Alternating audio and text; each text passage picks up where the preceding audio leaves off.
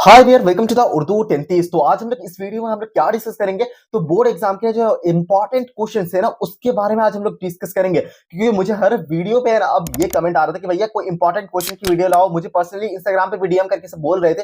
तो मैं सोचा कि चलो एक इंपॉर्टेंट क्वेश्चन की वीडियो बना ही लिया जाए। तो फिर मैं लग गया अपने काम पे। मैं पुराना पिछले 1 साल 2 साल 3 4 चलो 5 नहीं 6 साल का पीवाईक्यू का एनालाइज किया कि सबसे ज्यादा कौन सा ऐसा क्वेश्चन है जो पूछा गया है। तो फिर मुझे कुछ डेटा हाथ लगा। तो चलो आज साथ में डिस्कस करते हैं और पूरा तुम्हें बता दूंगा कि यहाँ पे क्या करना है, कैसे पढ़ना है। तो चलो हम लोग सीधा स्टार्ट करते हैं। ये जो हमारी जान पहचान बुक है वहां से स्टार्ट करते हैं। तो जान पहचान की बुक में है ना हम लोग का टोटल 22 चैप्टर में से है ना 16 चैप्टर ही आ रहे हैं, मतलब 6 चैप्टर डिलीट है। तो टोटल 16 चैप्टर है। अब 16 चैप्टर में से है ना 7 ऐसे चैप्टर है जो पोयम है। पोयम में तुम्हारा नज़म, हमद, गजल सब कुछ को मैं पोयम ही बोल दिया हूं। तो 7 पोयम है। उसके बाद से 5 ऐसा है ना जो मजमून वाले चैप्टर। मजमून क्या? मजमून जैसे इंटरनेट वाला हुआ, डॉक्टर बी आर अम्बेडकर वाला हुआ, आदमी की कहानी, ये सारा चीज है ना। ये जो चैप्टर है ना ये मजमून है, इसको कोई राइटर नहीं लिखे। तो ये सारा मजमून है, मतलब कि सीधा स्टार्ट हो जाता है मजमून वाला, तुम पढ़े ही हो। और इसके अलावा ना 4 डिफरेंट टाइप के चैप्टर, मतलब कि जैसे कि एक बेतकल्लुफी हो गया जो चैप्टर नंबर 2 है, और एक खुदा के नाम खत हो गया जो चैप्टर नंबर हमारा 9 है, और एक और हो गया हमारा काठ का घोड़ा हो गया जो चैप्टर नंबर 18 है, और उसके बाद चैप्टर नंबर 21 जो हमारा कारतूस है। तो ये सारा है ना मतलब कि कहानी वाला है। तो हम लोग अब देखते हैं कि इंपॉर्टेंट वाला क्या है। तो इंपॉर्टेंट में जो मजमून वाला चैप्टर है ना, लाइक इंटरनेट हो गया, डॉक्टर बी आर अम्बेडकर वाला हो गया, आदमी की कहानी, इंटरनेट और रजिया सुल्तान, ये 5 मजमून वाला चैप्टर है। ठीक, ये याद रखना। तो ये मजमून वाला चैप्टर होता क्या है, जो क्लास 10 का तुम्हारा है ना, पहले जो तुम्हारा रीडिंग सेक्शन जो होता है ना 20 मार्क्स का, तो 20 मार्क्स के रीडिंग सेक्शन में ना 10 मार्क्स तुम्हारा सीन पैसेज आता है और 10 मार्क्स का अनसीन पैसेज आता है। तो जो सीन पैसेज होता है ना, तो उसमें एक पैसेज रहता है, पोएम का एक पैसेज रहता है जो 5 मार्क्स का होगा, और एक पैसेज है ना तुम्हारे बुक के कोई स्टोरी से होगा, वो 5 मार्क्स का होगा। तो मैं गौर क्या किया कि जो बुक के स्टोरी वाला जो सीन पैसेज रहता है ना, वो इसी 5 मजमून में से कभी ना कभी घुमा फिरा के आ जाता है। जबानों का घर हिंदुस्तान आ जाएगा, नहीं तो डॉक्टर बी आर अम्बेडकर के बारे में लिख देगा और उससे 5 क्वेश्चन पूछ देगा, मतलब कि 5 छोटा छोटा क्वेश्चन पूछ देगा और उसका आंसर मतलब पढ़ के ढूंढ के निकालना पड़ेगा। या फिर आदमी की कहानी से, इंटरनेट से, रजिया सुल्तान। तो ये 5 मजमून वाला जो चैप्टर है ना, ये बहुत ही इंपॉर्टेंट है। और इसमें से भी तुम बोलोगे कि यार 5 में बहुत ज्यादा हो जा रहा है, थोड़ा सा बता। तो डॉक्टर बी आर अम्बेडकर हो गए, और इंटरनेट जो चैप्टर है, और रजिया सुल्तान, ये तीनों को बहुत अच्छे से एकदम पढ़ के चले जाना। क्योंकि होगा क्या कि अगर तुम्हारा पैसेज में भी ये चीज टकरा गया ना, तो तुम पैसेज जैसे ही पढ़ोगे फटफट तुम्हारा आंसर लिख लोगे, तो तुम्हारा टाइम भी सेव होगा। पहले से ये वाले को अच्छे से कर लोगे। जैसे कि जमाना का घर हिंदुस्तान स्टार्ट किए, तो हाँ कहा लैंग्वेज कहाँ से आई, कौन कौन लैंग्वेज, सबसे पुरानी लैंग्वेज कौन है, द्रविड़ क्या है, वो सब तुम्हें अच्छे से हो जाना चाहिए recall. Doctor B R Ambedkar का जैसे ही बात होगा, हाँ तो डॉक्टर बी आर अम्बेडकर, उसका पूरा नाम डॉक्टर भीमराव अस्कपाल था। वो महाराष्ट्र के महार खानदान से बिलोंग करते थे। वो सितारा के स्कूल में गए, वहां के एक टीचर थे जो तफरीक जात पात पे बिलीव नहीं करते थे, तो उनसे उनको अंबेडकर का टाइटल मिला। तो ये सारी चीजें ना तुम्हारे दिमाग में ऐसा आना चाहिए। इसने सबसे बड़ा कारनामा क्या किया, हिंदुस्तान का दस्तूरुल अमल बनाया, यानी कॉन्स्टिट्यूशन को डिजाइन किया। फिर जैसे कि चैप्टर नंबर 12 जो है तुम्हारा आदमी की कहानी की, दुनिया के सबसे बड़े आग के गोले कौन से है, दुनिया कैसे कैसे फॉर्म हुआ। भाई एक एक दो दो पेज का चैप्टर है, क्या छोटा सा। उसके ऊपर भी मैं ये जान पहचान की कंप्लीट पूरी प्लेलिस्ट बना दिया हूं। जो तुम्हारा इस बार का 16 चैप्टर है ना, वो 16 के 16 चैप्टर इस प्लेलिस्ट में अपलोड है। तो तुम्हें कोई भी दिक्कत हो तुम उसमें देख लो। अगर तुम्हारे पास टाइम कम है, स्पीड बढ़ा के देख सकते हो। ऐसे मैं फास्ट बहुत बोलने की कोशिश ही करता हूं कि तुम्हें स्पीड वगैरह बढ़ाना नहीं पड़े,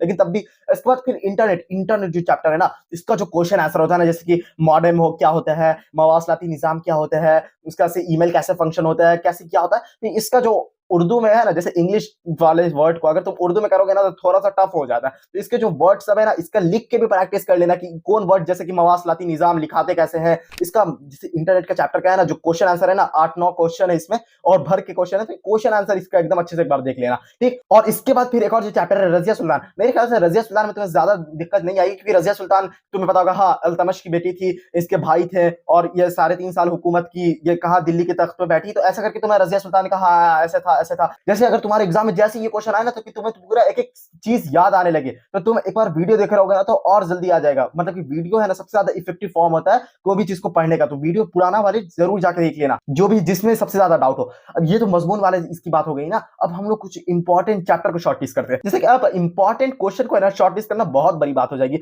जैसे तुम ही एक अंदाजा लगा लो, हिस्ट्री का जो हमारा चैप्टर है rise of nationalism in Europe, जो फर्स्ट चैप्टर है, वो चैप्टर 30-35 पेज के आया है पूरे बुक में। उस चैप्टर से है ना 100-150 क्वेश्चन बन सकते हैं। तो उसमें से कोई बोलता है ना कि हाँ इसके चैप्टर के इंपॉर्टेंट क्वेश्चन बता दो, तो तुम्हें 3-4 क्वेश्चन मिल जाता है कि हाँ ये क्वेश्चन एक बराबर है तो इससे पूरा मोटा-मोटी चैप्टर कवर हो जाएगा। तो उसमें इंपॉर्टेंट क्वेश्चन की जरूरत पड़ती है और उसका एक ही आंसर है ना, तुम एक-एक डेढ़-डेढ़ पेज में लिख दोगे। यहाँ तो एक डेढ़ पेज में पूरा चैप्टर ही कंप्लीट हो जा रहा है, तो इसमें तुम क्या शॉर्ट कर रहे हो, चैप्टर ही नहीं पढ़ जाएगा जितना देर में तुम पढ़ने की कोशिश करोगे। अगर 2x पे करके देख रहे हो, सुन रहे हो, तो पूरा एकदम समझ में आते रहेगा। देखो मेरी बात अगर और सुनो, तुम्हारे पास अगर अभी भी टाइम है ना, ये वीडियो अगर तुम 2 दिन भी एग्जाम से पहले देख रहे हो ना, 1 दिन भी पहले देख रहे हो तब भी हो सकता है, लेकिन 2 दिन अगर पहले देख रहे हो ना, तुम एक काम करना, मेरे इसी चैनल पे क्लिक करना, प्लेलिस्ट वाले सेक्शन पे जाना, जान पहचान की वीडियो एक प्लेलिस्ट मिलेगा जिसमें तुम्हें 16 चैप्टर लगेगा। 16 चैप्टर को पढ़ने में ना तुम्हारा रफली 3 आवर्स टू 4 आवर्स बहुत हो गया। अगर तुम ब्रेक लेकर पढ़ोगे, 3 आवर्स भी मैं बहुत बोल दिया, 3 आवर्स में तुम्हारा एकदम कंप्लीट हो जाएगा सारा।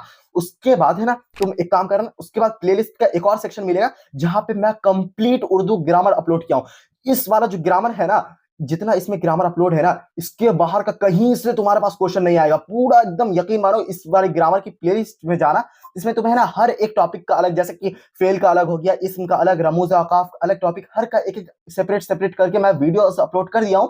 इसको है ना तुम एक नॉर्मल स्पीड से देखना, उसके बाद पूरा टॉपिक का एक बार रिवीजन करने के लिए एक मैं 1 शॉट भी अपलोड कर दिया हूं, जिसको तुम स्पीड बढ़ा के भी देख लेना ना, तो तुम्हारा पूरा हो जाएगा कंप्लीट। अब देखो, तुम अगर सोचोगे कि 1 ही शॉट देख के काम चला लेंगे, तो फिर वो ऐसा इफेक्टिव ही नहीं होगा, कोई चीज याद आएगा, कोई चीज छूट जाएगा। तो ऐसा क्या ही पढ़ना, मुश्किल से 1 से 2 घंटा लगेगा, 2 घंटा लगेगा, ये प्लेलिस्ट पूरा निपट जाएगा। 2 घंटा अगर टाइम लगाओगे ना, तो तुम्हारा 20 मार्क्स सिक्योर हो जाएगा। 20 मार्क्स, तुम समझ रहे हो, 2 घंटा में तुम्हारा पूरा ग्रामर कंप्लीट हो जाएगा। उसके बाद अगर तुम जान पहचान की भी प्लेलिस्ट लगा ले, तो तुम्हें लगता है कि जान पहचान से 15-16 मार्क्स का पूछा जाएगा। देखो, पहला जो पैसेज जो आएगा 5 मार्क्स उसका ऐड कर लो, उसके बाद से जो राइटर के बारे में आएगा, राइटर का 5 मार्क्स ऐड कर लो, उसके बाद क्वेश्चन आंसर का 5 मार्क्स ऐड कर लो। तो ऐसे करके है ना 30-35 नंबर का, उससे भी ज्यादा का आ जाता है।